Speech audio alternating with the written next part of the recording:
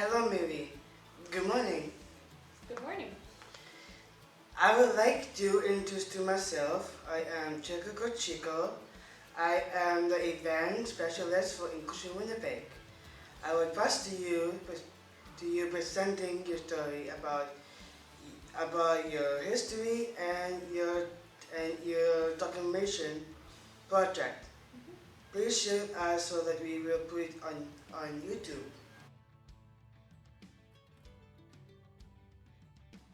Okay, good morning. Welcome to Inclusion Winnipeg. We are a registered nonprofit with more than 60 years of experience supporting people living with intellectual disabilities. So, what does it look like? What do we do?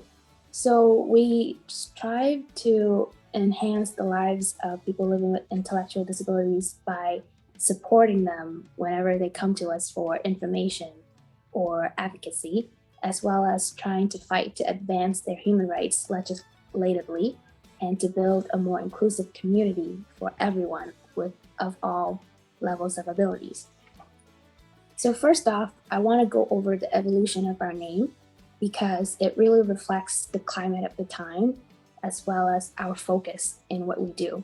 So we were founded in 1959 as the Association for Retarded Children in Greater Winnipeg.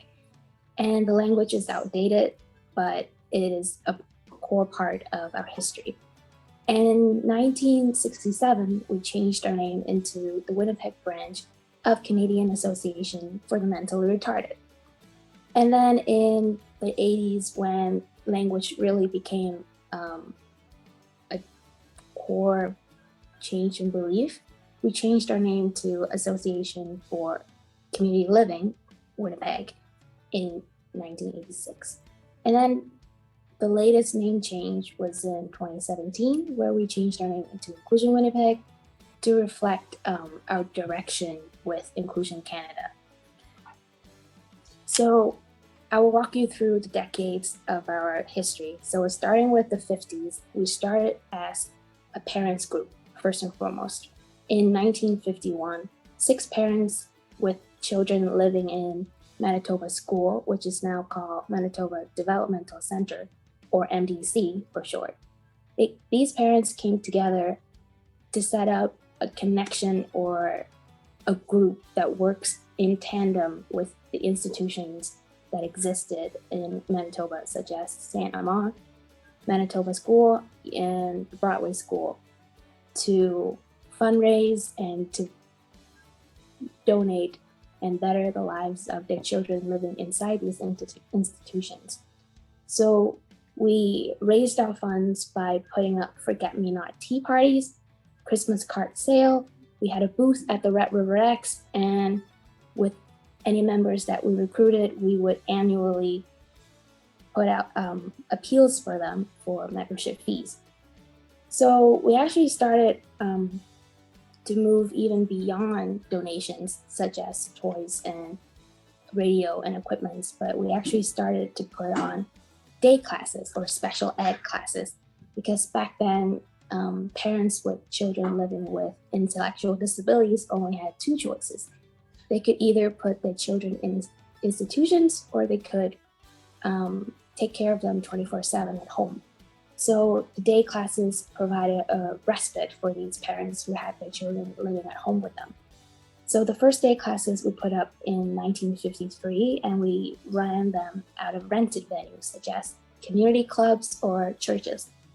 But since the classes expanded so quickly, we were actually approached by a different community organization, the Kinsman Club of Winnipeg, and they had the idea to donate us $1,000 as well as a plot of land that they already purchased to build a school to let us these day special ed classes, and it was called the Kinsman School. So the school was widely successful with a 90.6% attendance rate, and we provided immunization, dental service, professional nursing. All these services were available during school hours. So since since the day we started, we actually sparked a lot of interest locally as well as nationwide. So by 1956, there were 25 other branches within Manitoba that worked for the same cause. So the idea came till we could band together and create a national association working for retarded children at the time. So the idea came to life from a meeting and was ratified in a national conference in 1957. So we became a branch of the Canadian Association for Retarded Children. And we incorporated in 1959 here in Winnipeg. So even though we were mostly a service provider at the time, there were signs of early stages of advocacy when our board members wrote a letter to our general attorney, Mr. W.A. Gallagher, and asked him how he could take legal responsibility for the children that we supported. So by the 60s and 70s, we rapidly grew and expanded our services. And by then, we moved from running on independent funds by receiving external funding from Department of Health, as well as from local municipal governments, so that we can best run our special ed classes. But actually, around 1967-68, the Department of Education took over special ed classes, and slowly the children with intellectual disabilities that we supported were slowly integrated into the public school system, which is a great sign of community integration. But it also means that our Kinsman School was dissolved. And so we let go of that service, and to reflect our change in structure and in focus, we changed our name to the Canadian Association for the Mentally Retarded, because by now we recognize the need for support for people living with intellectual disabilities from across all ages, not just children anymore. So with the relief of the special ed day classes, we put up and produced new programs and activities, such as the Activity Center, which provided recreational services as well as vocational training services for both youth and adults. And namely, the Recreation and Physical Development Program was run in collaboration with the YMCA. The curriculum was planned and implemented by the YMCA. We also had summer experience, which was various summer camps of various lengths. So we had an 80-day camp and we had a 3-week camp, which were both attended with over 20, anywhere from 30 to 40 participants. So when the 80s and 90s came, we actually went over a huge reinvention of what we did and what our structure looked like. So in this era, we let go of most of our services that we provided. And 2 prime examples could be seen through our housing services, which became their own organization, which is now called WinServe, and our vocational job skill training program became ARC Industries, and then was later renamed Versatech Industries, and today they are called Imaginability. So we focus a lot more on advocacy, systemic and individually. And at this point, we reflected that change by letting go of any governmental grants or any funding. We've now become reliant on our own fundraising, as well as donations from community organizations, such as the Winnipeg Foundation and United Way. So they have become our biggest supporters throughout the years. And we changed our name into Association for Community Living Manitoba, because we wanted to fight for the cause of community living for people living with any sort of disabilities. We want everyone to belong in a community, and we want there to be no isolation or segregation whatsoever. And it's really reflected through our fight for deinstitutionalization. So we no longer want institutions to exist, as they are a clear sign of isolation and segregation, which actually, if you can recall, is quite in a contrast from our early days where we started out as an auxiliary supporting institutions. So there's a debate of whether institutions should be enhanced or should be banished altogether. And the debate is still very much alive these days. Another project that we really were a big part of was the funding program called In the Company of Friends, or ICOF for short. So the project came to be when the Manitoba government approached us and the community as well to ask for a way to support community living for people living with disabilities. So we worked alongside with families as well as self-advocates to make this project. And it was a pilot project with only 15 participants when it first came out. And it became so successful that it's now a fully funded program. And what does it look like is any person with intellectual disability can apply for funding as long as they have a clearly established strong support network of friends and families. They can apply for ICOF, and with the money that ICOF provides, they can decide where to live, what activities they can do, and it really gives them the autonomy that has never been as strong before. We were also sitting on the task force to develop the Canadian with Disabilities Act, which promotes accessibility in the community across all Manitoba, from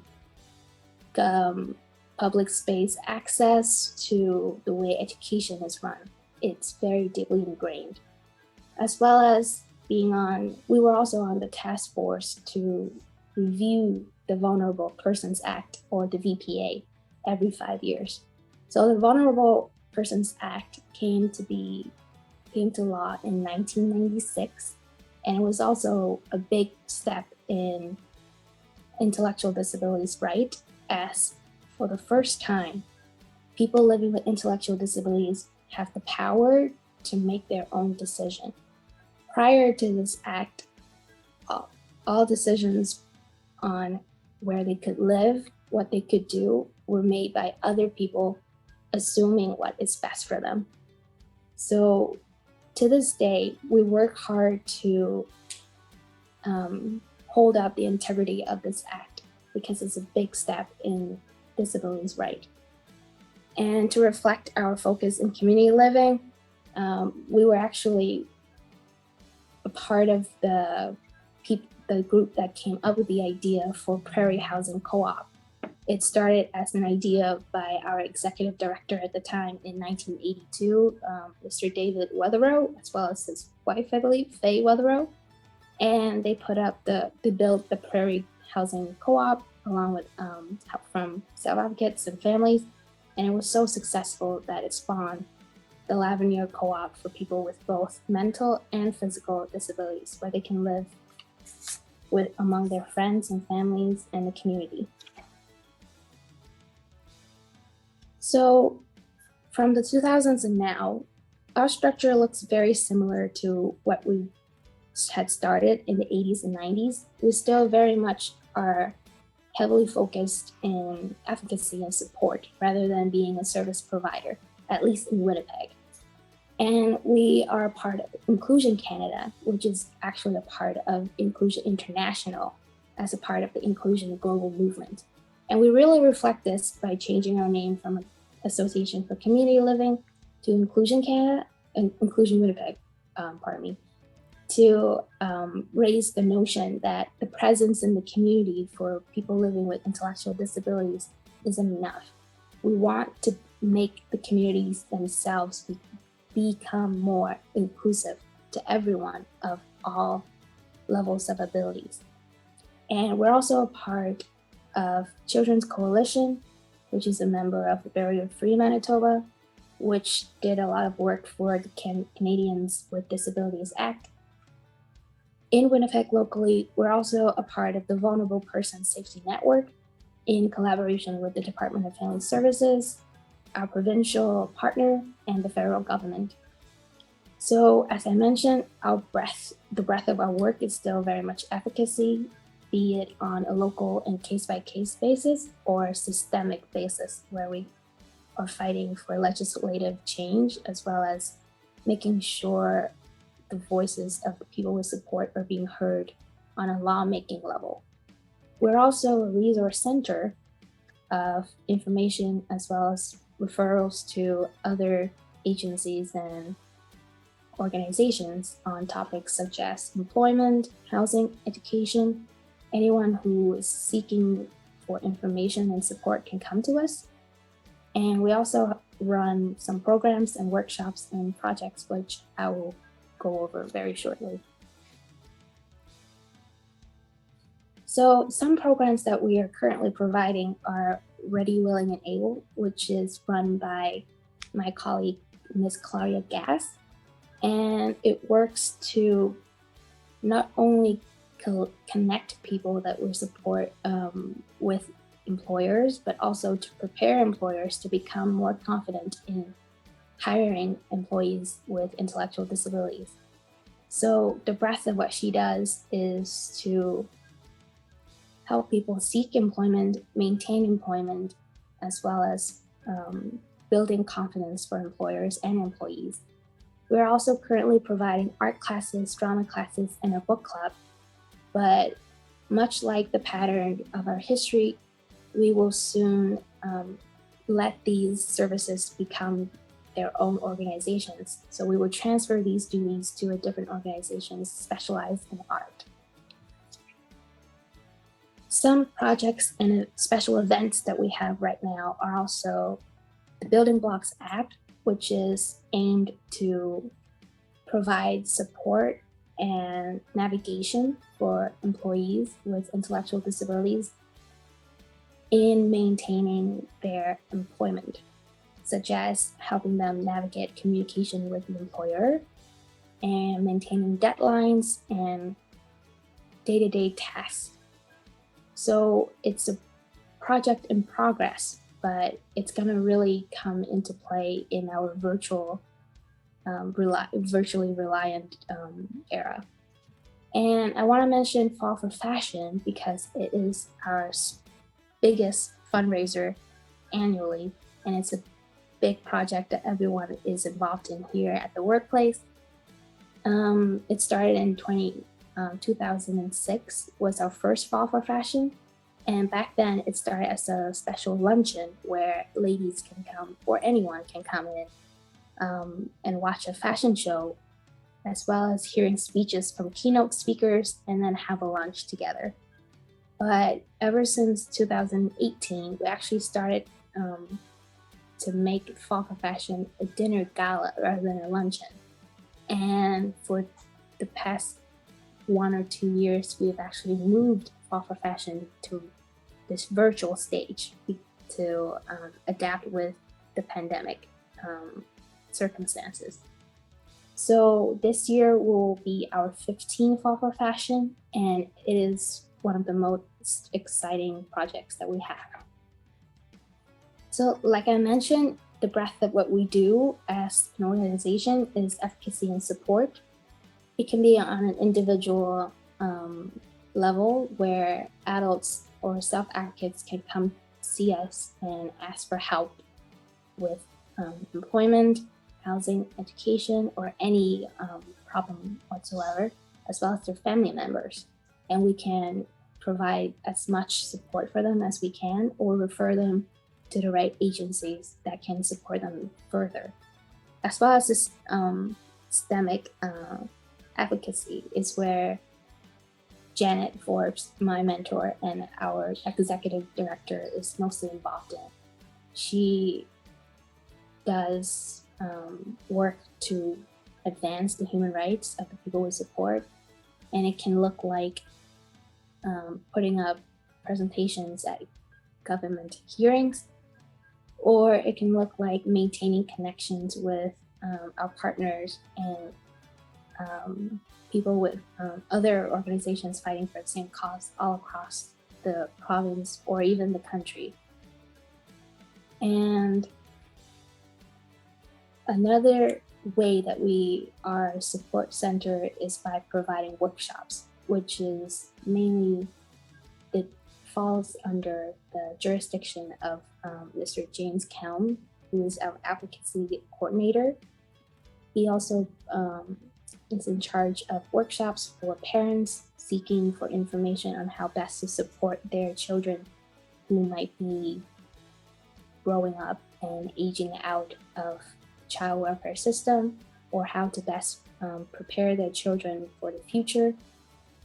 Or it can be providing information for adults living with intellectual disabilities on how best to protect themselves and support themselves. And we also put out workshops for service providers as professional development so that they can become more confident and more informed in how best to service their clients or customers who are people living with intellectual disabilities.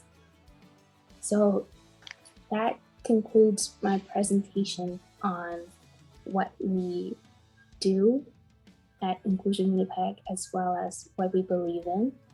So this is the part where I usually ask people if they have any questions. So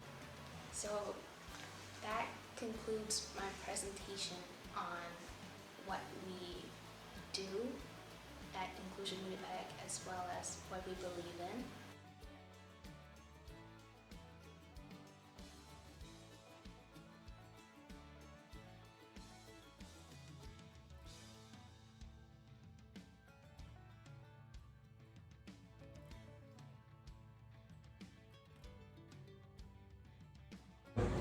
My Winnipeg includes everyone.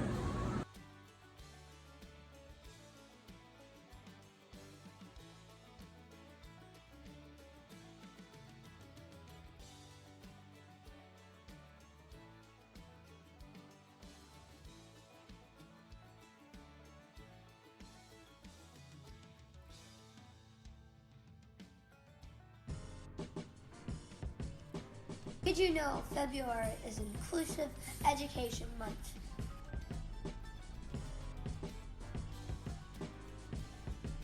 All people with an intellectual disability shall be included from kindergarten to university.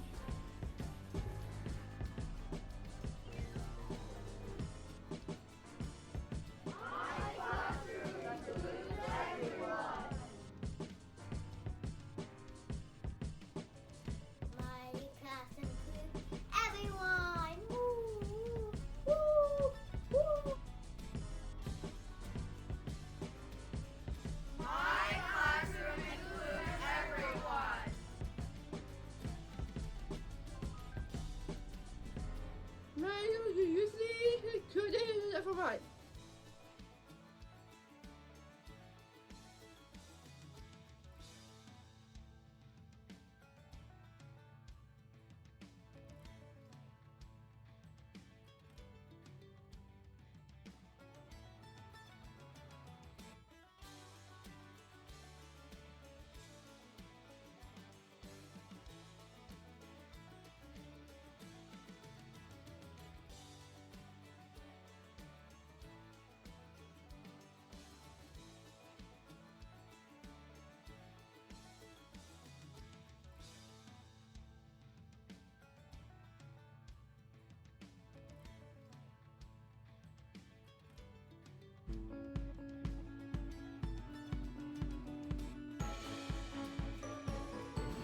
Hi guys, it's me here, Chico. I am the coordinator for photo fashion here at here at Inclusion Winnipeg. Today I'm with James Clam. He is one of the family coordinator for Inclusion Winnipeg. Hey Jericho, Hi, nice to see you today. nice to see you too. What do you do in the first thing? Here? So when I get to work every day, what do I do? Yes. Well, I start by checking my emails and checking my voicemails to see if there's anyone out there who needs some help. And I often say that I'm in the helping profession. So my job is to help people when they have challenges or a need to make things different in their life. Okay.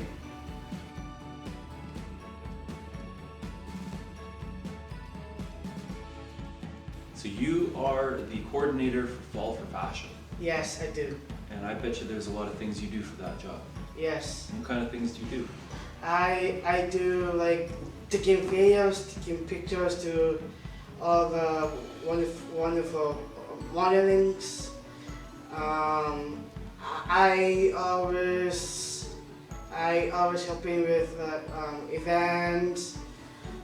I just coordinate with all the restaurants and all those wonderful restaurants. I help people with like how do they like about Inclusion Winnipeg, and they will help us.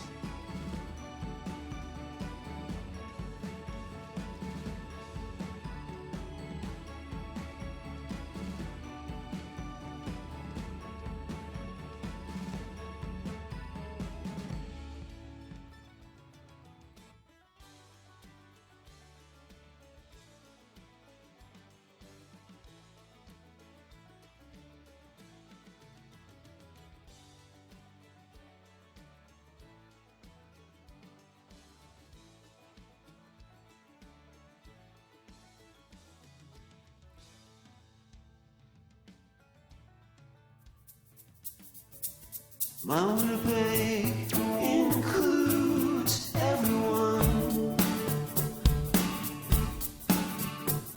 My Winnipeg includes everyone. My Winnipeg includes everyone. Face kissed by the sun. My Winnipeg